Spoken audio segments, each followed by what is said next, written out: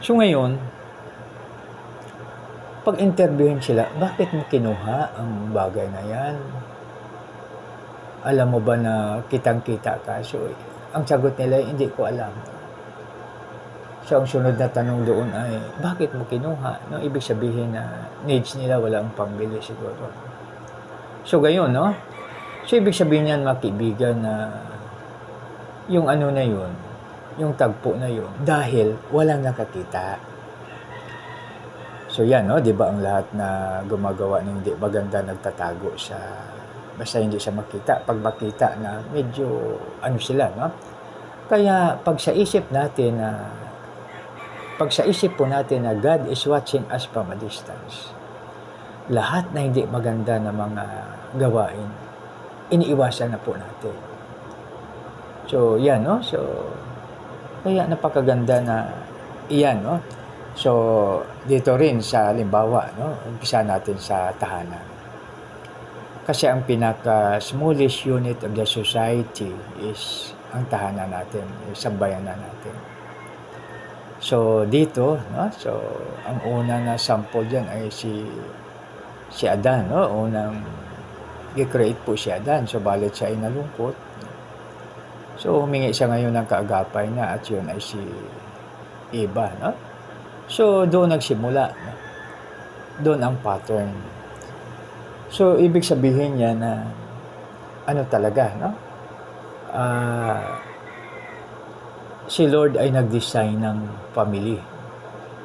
So, yung mag-asawa, siyempre, ang simula yan ay love, no?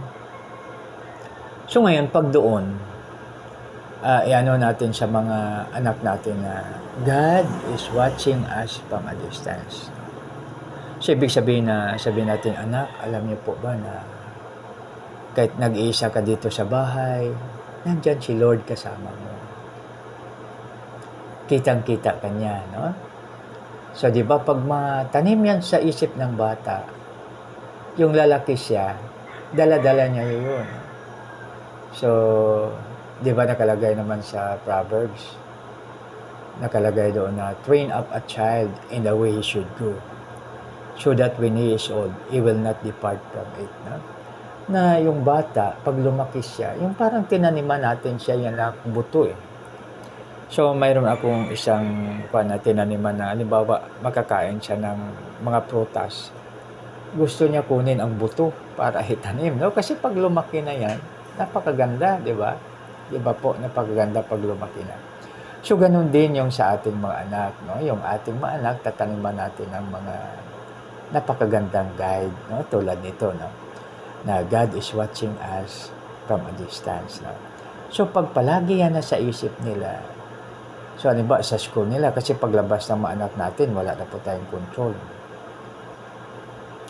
So, hindi na natin alam kung saan sila. No? Ibig sabihin, alam natin, halimbawa, pagpunta ng school, pag halimbawa, mayroon silang activity, kung hindi nagpapaalam, hindi natin alam. So, balit, pag malagay sa kanilang isip, no? Ma-instill sa kanilang isip na God is watching us from a distance. Ano yun?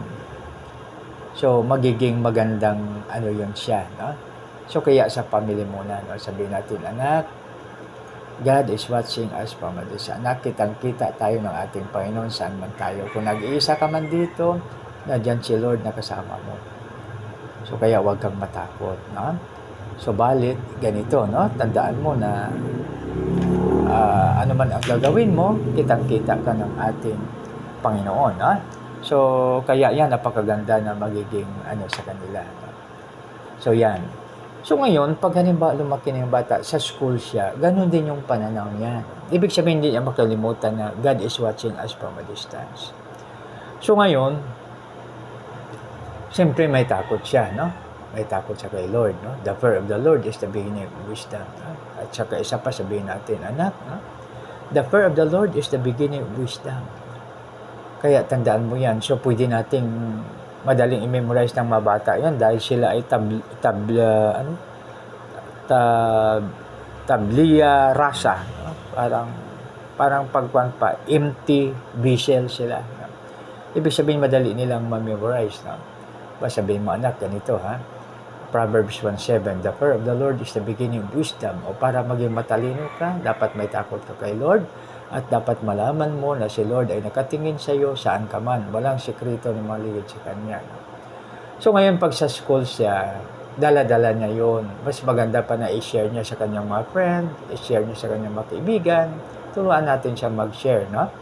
Kasi madali lang naman kasi search, copy-paste, then send. Pero bago natin i-send, i-filter po muna natin kung ito ay maganda o hindi.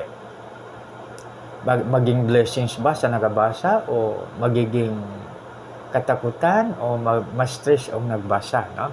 So yan po makibigan ang dapat nating ipaano sa ating mga anak. So ngayon,